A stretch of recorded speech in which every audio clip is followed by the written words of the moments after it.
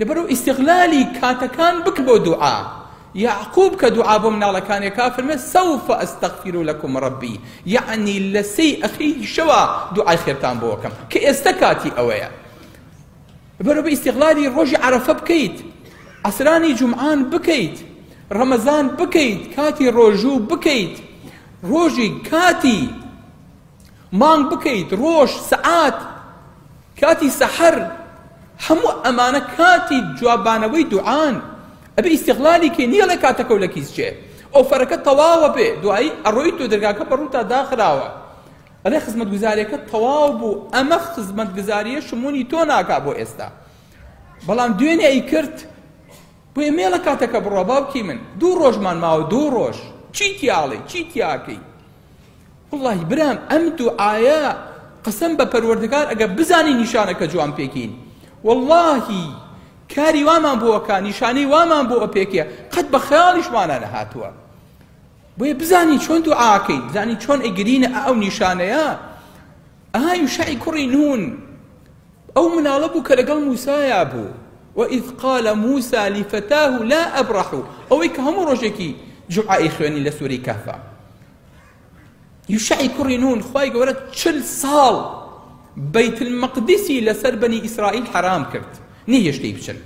قالوا يا موسى إن فيها قوما جبارين وإنا لن ندخلها ما داموا فيها فاذهب أنت وربك فقاتلا إنا هاهنا قاعدون لشون لقال موسى يا دواي شل صال أمكر قوربو قال فإنها محرمة عليهم 40 سنة يتيهون في الأرض فلا تأس على القوم الفاسقين خواهي قولت شل صال بيت المقدس كأمره بيه وتريه فلسطين خواهي قولت أو منطقة لسر حرام كردن يشعي كرينون قوربو بوبا بيغمبر شش دانمان حصاري خسسر بيت المقدس